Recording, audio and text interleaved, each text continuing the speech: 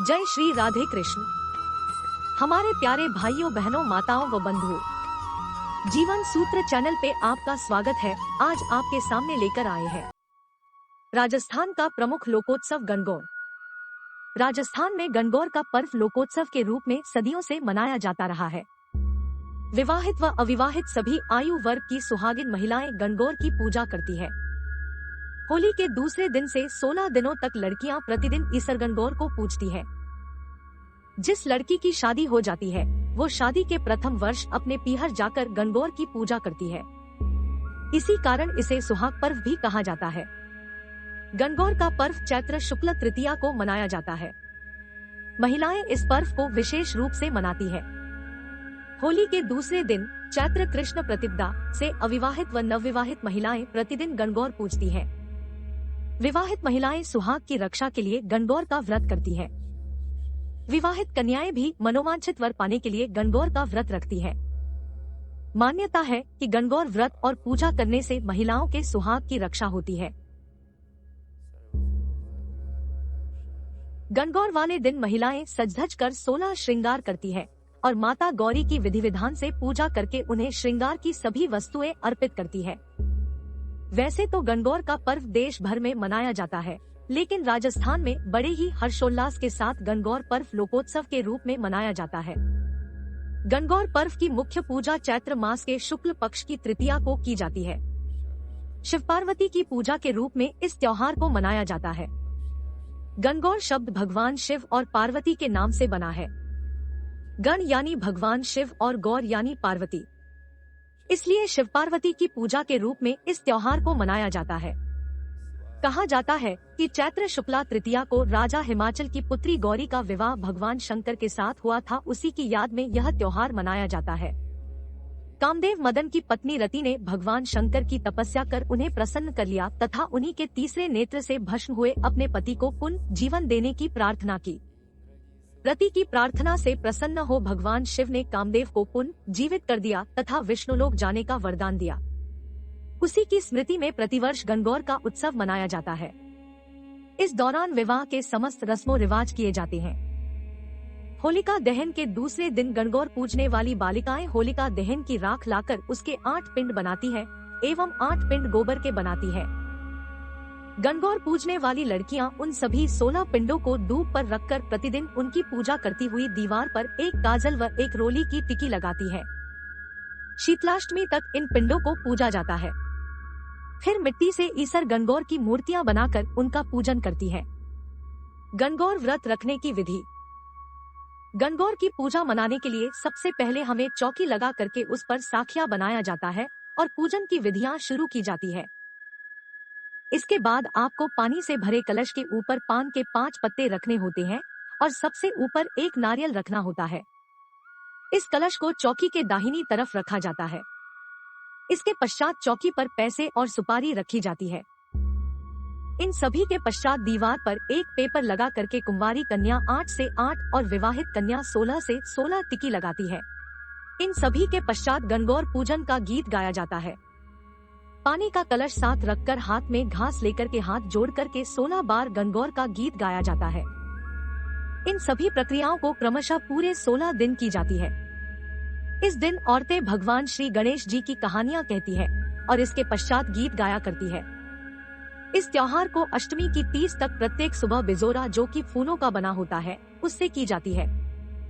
लड़कियां प्रातः ब्रह्म मुहूर्त में गणगौर पूजते हुए गीत गाती है। गीत गाने के बाद लड़कियां गणगौर की कहानी सुनती हैं। दोपहर को गणगौर को भोग लगाया जाता है तथा गणगौर को कुएं से लाकर पानी पिलाया जाता है। लड़कियां कुएं से ताज़ा पानी लेकर गीत गाती हुई आती हैं। लड़कियां गीतों में गणगौर के प्यासी होने पर काफी चिंतित लगती है एवं वे गणगौर को शीघ्र पानी पिलाना चाहती है। पानी पिलाने के बाद गणगौर को गेहूं चने से बनी घुघरी का प्रसाद लगाकर सबको बांटा जाता है और लड़कियां गाती है। महारा बाबाजी के मांडी गणगौर, दादसरा जी के मांड्यो रंगरो झूमकड़ो, ल्यायो जी ल्यायो ननद बाई का बीर, ल्यायो हजारी ढोला झूमकड़ो। रात को गणगौर की आरती की जाती है तथा लड़कियां नाचती हुई गाती है। म्हारा माथान मैमद ल्यावो म्हारा हंसा मारू यही रहवो जी। म्हारा काना में कुंडल ल्यावो म्हारा हंसा मारू यही रहवो जी। गणगौर विसर्जन के पहले दिन गणगौर का सिंजारा किया जाता है। गणगौर पूजन के मध्य आने वाले एक रविवार को लड़कियां उपवास करती है। प्रतिदिन शाम को क्रमवार हर लड़की के घर गणगौर ले जाई जाती है, जहां गणगौर का बिंदौरा निकाला जाता है तथा घर के पुरुष लड़कियों को भेंट देते हैं। गणगौर विसर्जन के पहले दिन गणगौर का सिंजारा किया जाता है। लड़कियां हाथों में मेहंदी रचाती हैं, नए कपड़े पहनती हैं, घर में पकवान बनाए जाते हैं।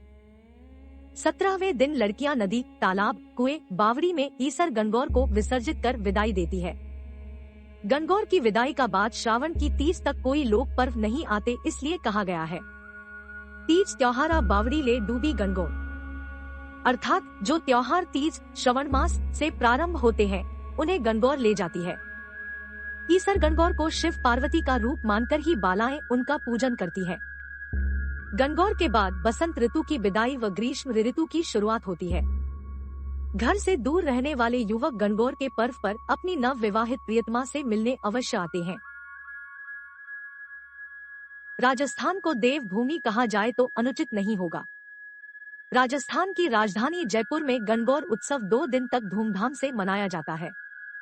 ईसर और गणगौर की प्रतिमाओं की शोभायात्रा राजमहलों से निकलती है। इनके दर्शन करने देशी विदेशी सैलानी उमड़ते हैं। सभी उत्साह से भाग लेते हैं।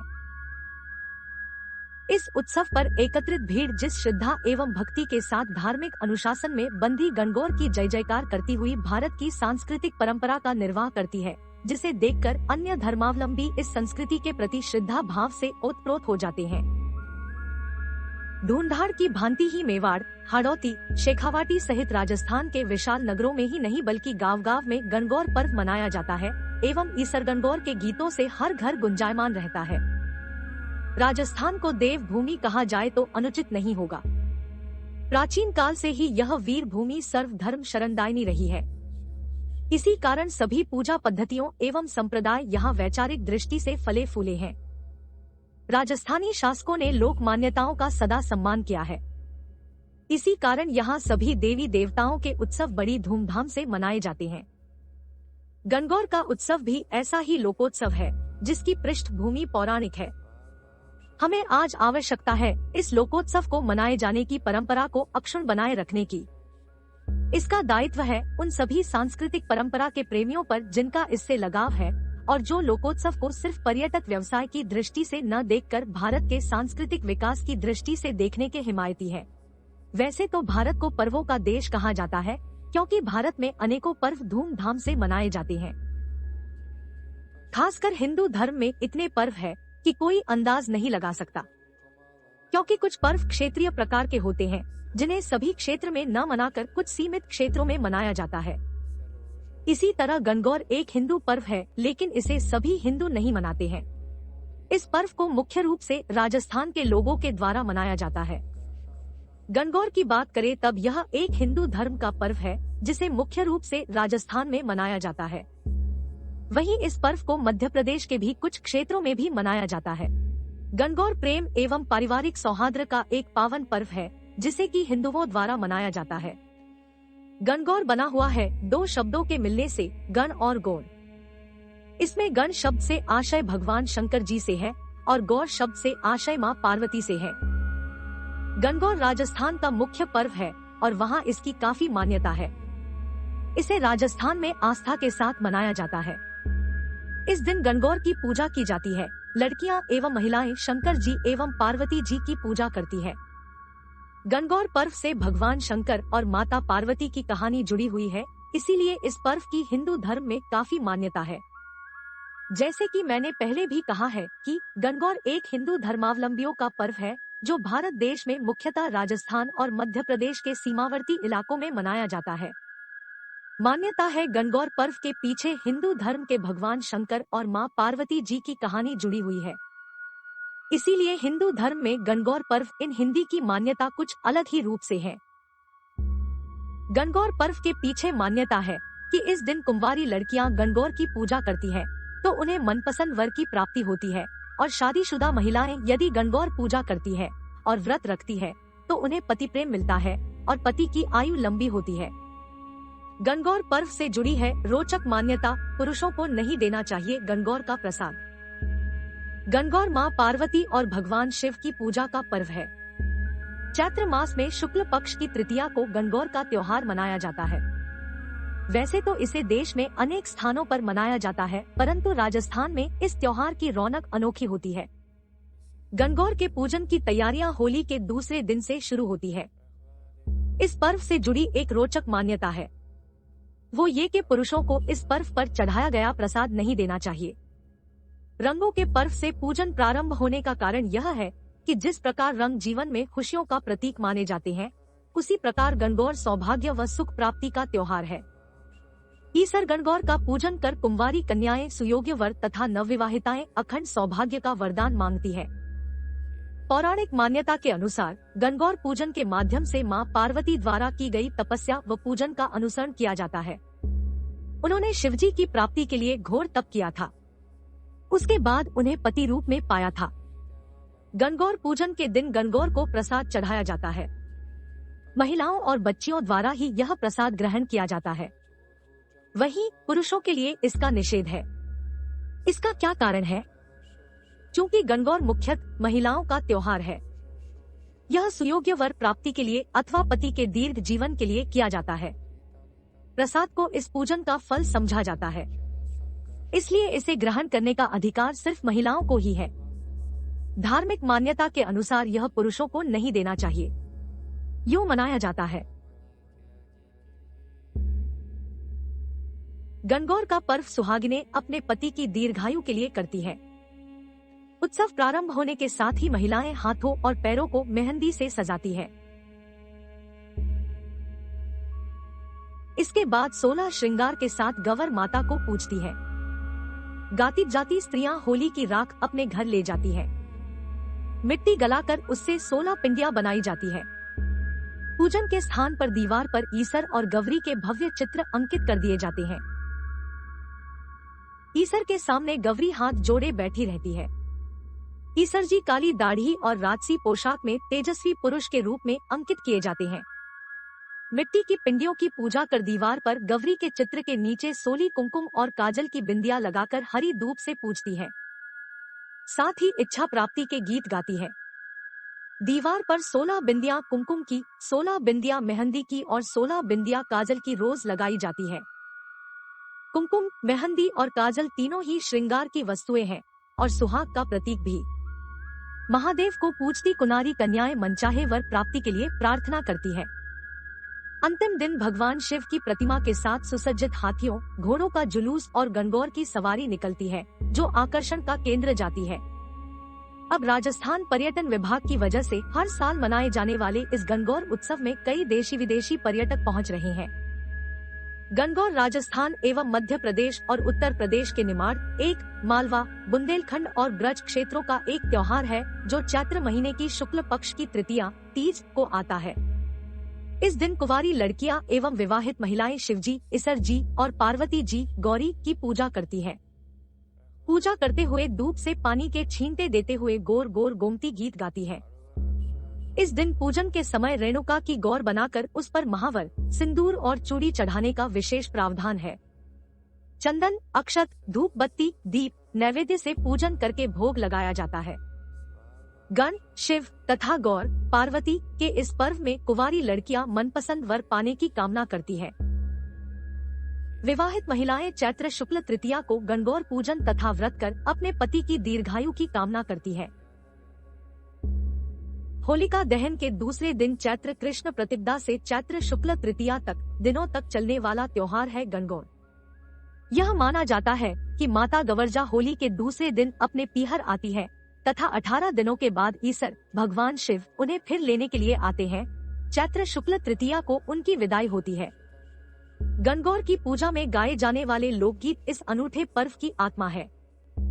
इस पर्व में गवर्जा और ईसर की बड़ी बहन और जीजाजी के रूप में गीतों के माध्यम से पूजा होती है तथा उन गीतों के उपरांत अपने परिजनों के नाम लिए जाते हैं। राजस्थान के कई प्रदेशों में गणगौर पूजन एक आवश्यक वैवाहिक रीत के रूप में भी प्रचलित है। गणगौर पूजन में कन्याएं और महिलाएं अपने लिए अखंड सौभाग्य, अपने पीहर और ससुराल की समृद्धि तथा गणगौर से प्रतिवर्ष फिर से आने का आग्रह करती है। गणगौर की कहानी। गणगौर की कथा। गणगौर की व्रत कथा के मुताबिक एक बार भगवान शिव और माता पार्वती वन में गए और चलते चलते वे दोनों बहुत ही घने वन में पहुंच गए। तब माता पार्वती ने भगवान शिव से कहा कि हे भगवान, मुझे प्यास लगी है। इस पर भगवान शिव ने कहा कि देवी देखो, उस ओर पक्षी उड़ रहे हैं, उस स्थान पर अवश्य ही जल मौजूद होगा। पार्वती जी वहां गई। उस जगह पर एक नदी बह रही थी। पार्वती जी ने पानी की अंजलि भरी तो उनके हाथ में दूब का गुच्छा आ गया। जब उन्होंने दूसरी बार अंजलि भरी तो टेसू के फूल उनके हाथ में आ गए और तीसरी बार अंजलि भरने पर ढोकला नामक फल हाथ में आ गया। इस बात से पार्वती जी के मन में कई तरह के विचार उठने लगे, परंतु उनकी समझ में कुछ नहीं आया। उसके बाद भगवान शिव शंभू ने उन्हें बताया कि आज चैत्र शुक्ल तीज है। विवाहित महिलाएं आज के दिन अपने सुहाग के लिए गौरी उत्सव करती है। गौरी जी को चढ़ाए गए दूब, फूल और अन्य सामग्री नदी में बहकर आ रहे थे। इस पर पार्वती जी ने विनती की कि हे स्वामी, 2 दिन के लिए आप मेरे माता पिता का नगर बनवा दें, जिससे सारी स्त्रियां वहीं आकर गणगौर के व्रत को करें और मैं खुद ही उनके सुहाग की रक्षा का आशीर्वाद दूं। भगवान शंकर ने ऐसा ही किया। थोड़ी देर में ही बहुत सी स्त्रियों का एक दल आया तो पार्वती जी को चिंता हुई और वो महादेव जी से कहने लगी कि हे प्रभु, मैं तो पहले ही उन्हें वरदान दे चुकी हूँ, अब आप अपनी ओर से सौभाग्य का वरदान दें। पार्वती जी के कहने पर भगवान शिव ने उन सभी स्त्रियों को सौभाग्यवती रहने का वरदान दिया। भगवान शिव और माता पार्वती ने जैसे उन स्त्रियों की मनोकामना पूरी की, वैसे ही भगवान शिव और गौरी माता इस कथा को पढ़ने और सुनने वाली कन्याओं और महिलाओं की मनोकामना पूर्ण करें। गणगौर व्रत कथा। एक समय की बात है, भगवान शंकर, माता पार्वती जी एवं नारद जी के साथ भ्रमण हेतु चल दिए। वे चलते चलते चैत्र शुक्ल तृतीया को एक गांव में पहुँचे। उनका आगमन सुनकर ग्राम की निर्धन स्त्रियां उनके स्वागत के लिए थालियों में हल्दी एवं अक्षत लेकर पूजन हेतु तुरतम पहुंच गई। पार्वती जी ने उनके पूजा भाव को समझकर सारा सुहाग रस उन पर छिड़क दिया। वे अटल सुहाग प्राप्त कर लौटीं। धनी वर्ग की स्त्रियां थोड़ी देर बाद अनेक प्रकार के पकवान सोने चांदी के थालों में सजाकर पहुंची। इन स्त्रियां को देखकर भगवान शंकर ने माता पार्वती से कहा, तुमने सारा सुहाग रस तो निर्धन वर्ग की स्त्रियों को ही दे दिया, अब इन्हें क्या दोगी? पार्वती जी बोली, प्राणनाथ, उन स्त्रियों को ऊपरी पदार्थों से बना रस दिया गया है, इसलिए उनका रस धोती से रहेगा, परंतु मैं इन धनी वर्ग की स्त्रियों को अपनी अंगुली चीरकर रक्त का सुहाग रस दूंगी, जो मेरे समान सौभाग्यवती हो जाएंगी। जब इन स्त्रियों ने पूजन समाप्त कर लिया तब पार्वती जी ने अपनी अंगुली चीरकर उस रक्त को उनके ऊपर छिड़क दिया। जिस पर जैसे छींटे पड़े उसने वैसा ही सुहाग पा लिया। इसके बाद पार्वती जी अपने पति भगवान शंकर से आज्ञा लेकर नदी में स्नान करने चली गई। स्नान करने के पश्चात बालू की शिवजी मूर्ति बनाकर पूजन किया, भोग लगाया तथा प्रदक्षिणा करके 2 कणों का प्रसाद खाकर मस्तक पर टीका लगाया। उसी समय उस पार्थिव लिंग से शिवजी प्रकट हुए तथा पार्वती को वरदान दिया, आज के दिन जो स्त्री मेरा पूजन और तुम्हारा व्रत करेगी उसका पति चिरंजीवी रहेगा तथा मोक्ष को प्राप्त होगा। भगवान शिव यह वरदान देकर अंतर्धान हो गए। इतना सब करते करते पार्वती जी को काफी समय लग गया।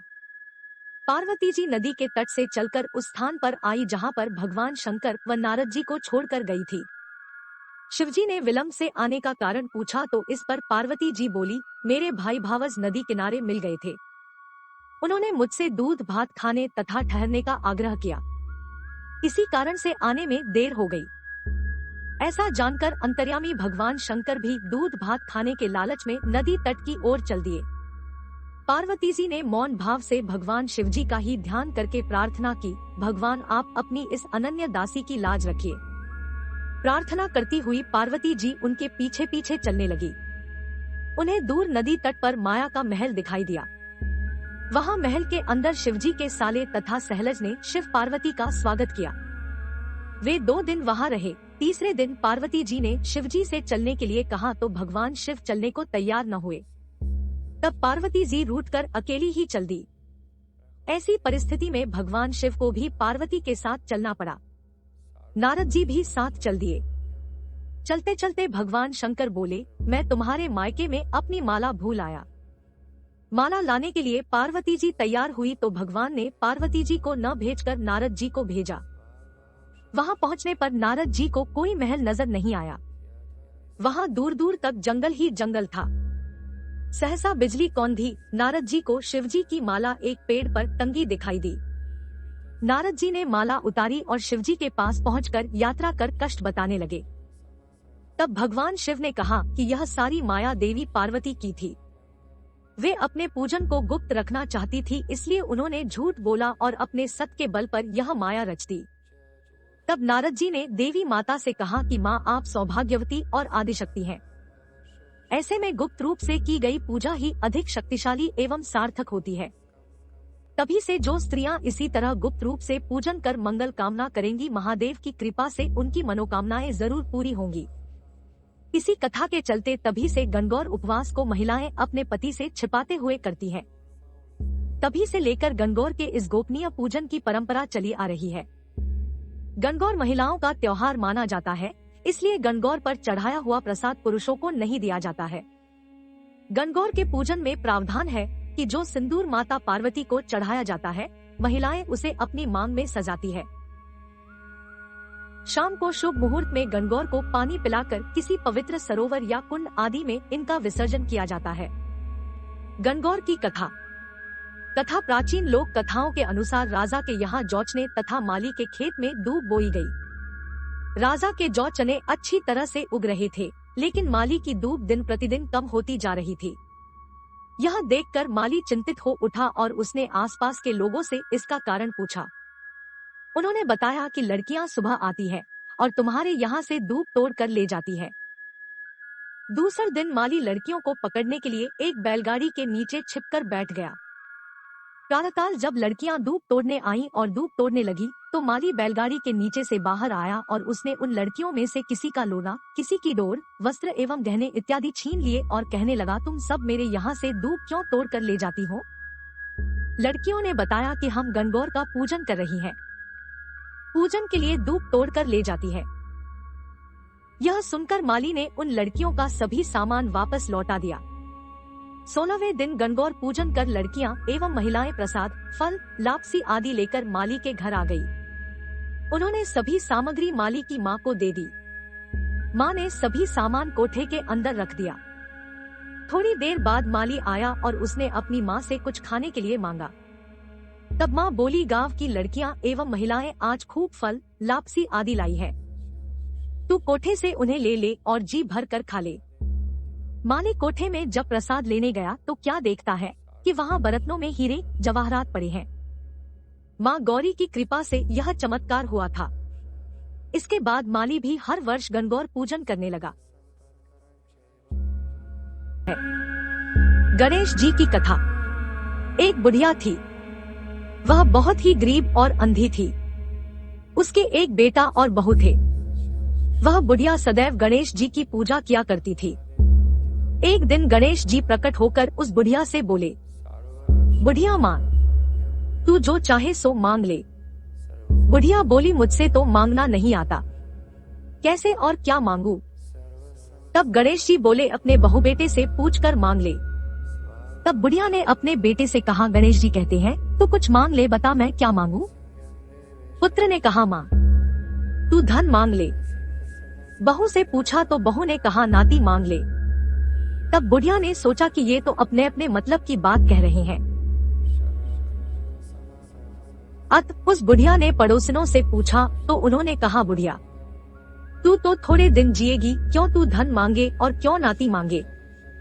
तू तो अपनी आंखों की रोशनी मांग ले, जिससे तेरी जिंदगी आराम से कट जाए। इस पर बुढ़िया बोली, यदि आप प्रसन्न हैं, तो मुझे 9 करोड़ की माया दे, निरोगी काया दे, अमर सुहाग दे, आंखों की रोशनी दे, नाती दे, पोता दे और सब परिवार को सुख दे और अंत में मोक्ष दे। यह सुनकर तब गणेश जी बोले, बुढ़िया माँ, तूने तो हमें ठग दिया। फिर भी जो तूने मांगा है वचन के अनुसार सब तुझे मिलेगा। और यह कहकर गणेश जी अंतर्धान हो गए। उधर बुढ़िया माँ ने जो कुछ मांगा वह सब कुछ मिल गया। हे गणेश जी महाराज, जैसे तुमने उस बुढ़िया माँ को सब कुछ दिया, वैसे ही सबको देना। बंधुओं, आपको हमारी सुनी अनसुनी कहानियाँ एवं कथाएं पसंद आए तो अपने मित्रों के साथ शेयर करें, लाइक, कमेंट और साथ ही सब्सक्राइब करें और साथ में दिए गए बेल बटन को दबाएं ताकि हमारे चैनल पर आने वाली वीडियो की नोटिफिकेशन आप तक पहुंच सके। जय श्री राधे कृष्ण।